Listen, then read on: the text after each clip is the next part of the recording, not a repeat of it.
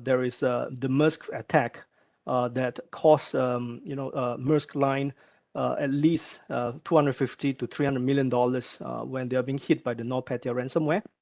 And also, some time back, we in Singapore, we also have the SingHealth data breach.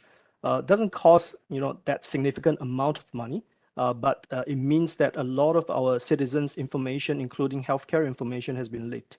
That includes the Prime Minister's data as well. And we also see that Equifax data breach in the U.S., which sees almost $145 million in this what do you call that, the American affected. So we can see the number of cost is increasing. Of course, if the organization is big, you will see the cost will linearly increase with the size of the organization. But not only that, but the implication that that will follows after, because if an organization has been breached, it is the organization's duty to recover from it and to move on. But the implication also means that the normal citizens and the public will be affected as well. And these kinds of implication may not be able to removed or may not be able to recover even in the long run. So if your personal ID or your email or your home address, for example, has been known by the attacker, that could convert to physical attack. That could convert to physical laundering, physical extortion, or even different kinds of physical threats as well. All right, and unless you move a house, or maybe change your name or change your ID, I'm not sure whether it's possible in India, but the thing is, it is very, very difficult for a normal citizen to recover from an attack that potentially is not targeting at him or her directly. So the implication is just it's difficult to recover, and we are owning it to the organizations to protect our data, and that becomes really complicated because we have no way to verify whether the organizations that's keeping our data is having the adequate kind of security to safeguard them. And we rely on regulatory, we rely on governmental agencies to help us to enforce and to regulate these organizations and make sure that they are keeping our data safe. So then we have the GDPR and also the FTC coming out with different regulations just to make sure that organizations keep security in mind and in track. Hopefully, there is no breach or lesser breach, and to mitigate the risks. But we all know that it's impossible to totally eliminate the risks. But in the process of securing the organizations, hopefully it will also secure the consumers and the customers of theirs. Right, so we can see the data is growing. We are using data like never before.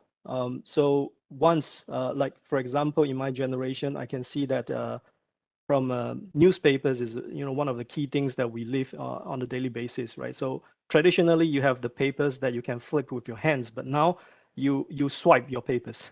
So I always tell my children that you don't really know how to flip papers anymore. Books are becomes digital. You don't have a feel of how the book feels like. You will often have the feeling of how your mouse pad feels like or how the mouse feels like. So it's a different generation. We see a lot of physical stuff actually becomes digital, and that means that the consumption of data is increasing. All right, you can see the data is growing. We have also a global staff shortage, especially in the APAC.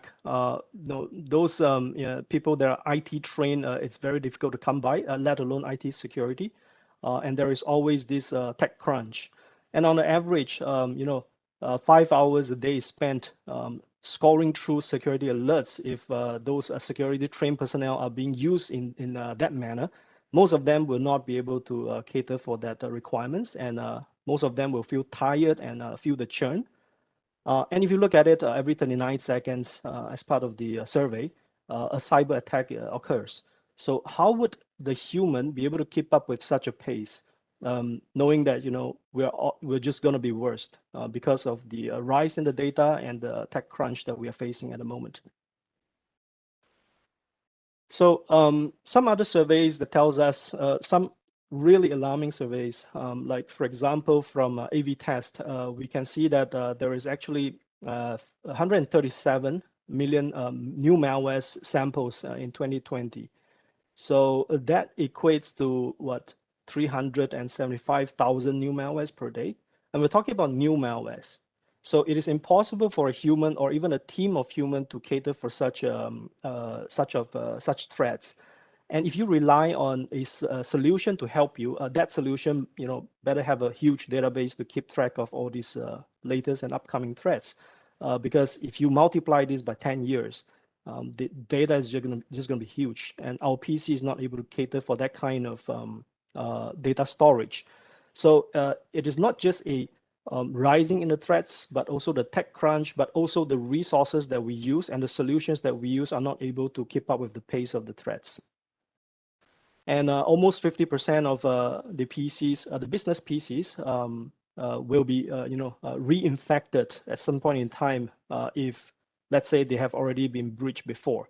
What is the reason for this, right? So you might, be wondering if an organization has been breached. Most likely, there will be a lot of effort that's being, enforced and also being put in place to make sure that a second breach, obviously not of the same kind, will happen again to the organization. But this is not the case because most of the time we are scoring resources to find, and fight the fire, I call that, to be able to solve the problem at hand.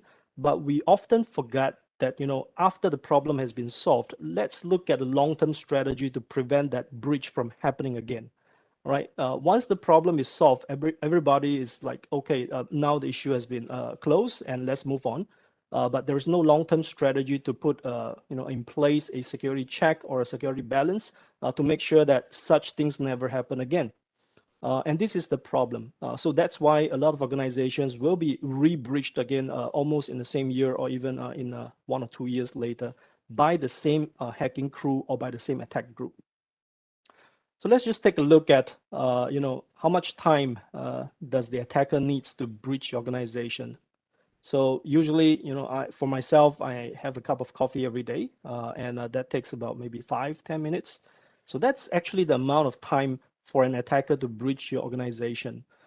And also, if you're relying on traditional, software like your antiviruses to update their signatures to be able to help you to detect those threats, maybe it's a little bit falling behind because the signatures are always created after the threat happens. So that means that there is always a victim before the masses can be saved.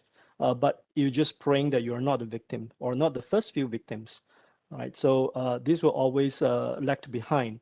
And of course, if you're an organization that is actively looking out for threats and probably have some new tools to help you to do that, it also takes a significant amount of time to understand if you already have a threat that is, harvesting within your organization. And it is alarming because threats, like I said before, can come in from different angles, from different point and different doors. And most often, human is the weakest link. So therefore, it is very easy to exploit the human and gain entry to the organization via the humans, endpoints, we call that, or handphones, or servers, or even PCs. So let's take a look at a case study. I'm not sure whether you know about this Kaseya ransomware attack. Basically, it's a ransomware attack from the Revo hacker group that's targeting Kaseya, which is a software company that does IT management software. So they found, vulnerabilities to gain access to the Kaseya VSA application and use it as a conduit to spread malwares. Right. So all the customers, or in fact, most of the customers within Kaseya has been affected by this problem. And it compromises more than 1,500 businesses, via an authentication bypass, and it compromises over 1 million devices. And they demanded for $70 million in ransom just to decrypt all the data that has been affected by this hack. So the key point is not about this particular hack itself, but we want to look at what can we learn from the style of how these attacker groups behave. So in this particular Revo attack group, it is not the first time that they have done this kind of attacks. So learning from previous experiences, we can see a few points down here. So there's actually extremely extensive effort that is used by the hacker group to done research on the target's information. In case of the Kaseya, the VSA software, the code, finding the vulnerabilities, and also third-party tools vulnerabilities in order to get into the organization. So there is extensive R&D done by the Revo hacking group, right, to do this. And of course, there is also strategy and planning. The data exfiltration is the first thing, because usually when the Revo hacking group attacks a victim, the first thing is not to detonate a ransomware. The first few steps is basically to discover the information or the crown jewels within the organization, to find where are the pivoting points that it can go to, what are the information that can be extracted, what could be potentially valuable to the organization. And all these files and data will be exfiltrated out, and a copy is being kept on the attackers group's servers. And in case if the victim doesn't want to pay the ransom, they will release this information in the dark web for shame and blame. This forces and provide some kind of additional pressure for the victim to basically pay for the ransom. So the actual ransomware is just to tell the victim that you have been breached, because the rest of the operations that comes before is actually quite stealth, and we need a way, or rather the attacker group needs a way to inform the victim that you have been breached. So the ransomware is a very clear indication of that, but it is actually just a tip of the iceberg. And the iceberg is what is really matters before the ransomware is detonated. So the change in the modus operandi is this. We can see that because of the adoption of the digital realm, many assets, like I've mentioned, went into the digital realm from the physical self. And also, we can see that the consumer victims are very opportunistic. So attacker groups, organized crimes, they are not very interested in consumers because they know that consumers are not able to pay. Most of the time, in fact, 80% of all the consumer will not pay for the ransom, not because they don't have the money, but maybe the data that's encrypted just doesn't really matter. Like, what happens if your family photos has been encrypted? Maybe you have a backup in the thumb drive, or maybe, this is not a very big problem as compared to the money that, or the ransom that you're going to pay. And we see an increase in targeted attacks. And that means that the attacker group spends a lot of effort in understanding the organization to craft special emails that focuses on the business of the victim, and ties the victim to basically double clicks on the malware or the Trojan or the ransomware to be infected. So there's actually a lot of social engineering involved because most of the time the users that they're targeting are not security aware. So the key thing is that we're still relying on human to protect the organization, which is really not the best way. Of course, this is something that happens in almost every organizations, be it private or public.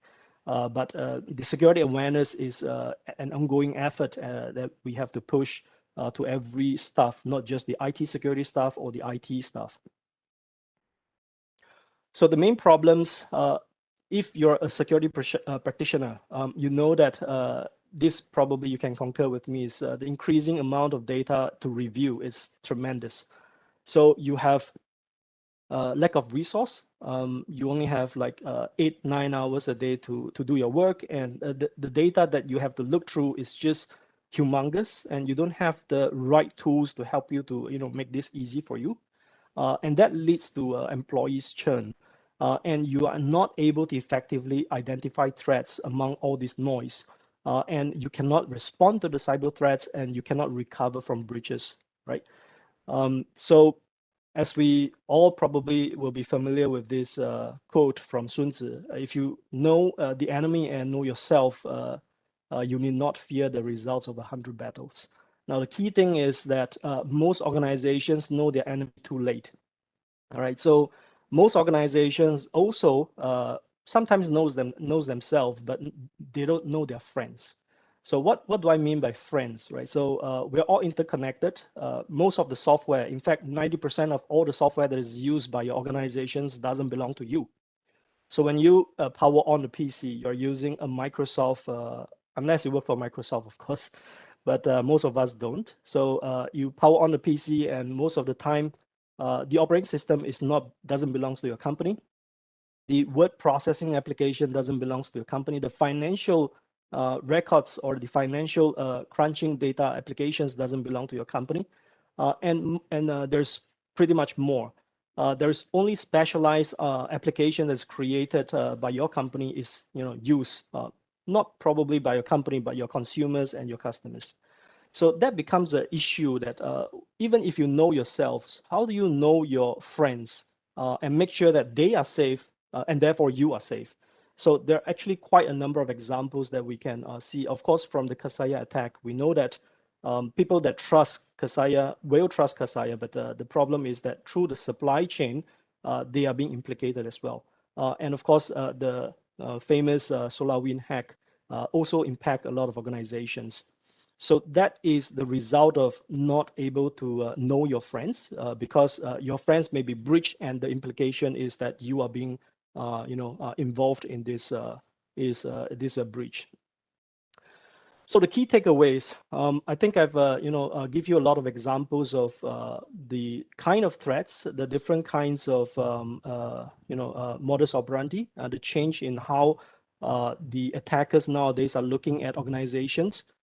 So the key takeaways are this.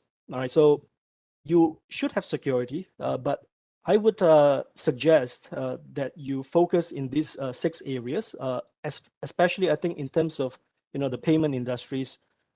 You are not just protecting yourself, but also your customers, right? So by design, whatever applications or platform that you create, by design, it should have security in mind.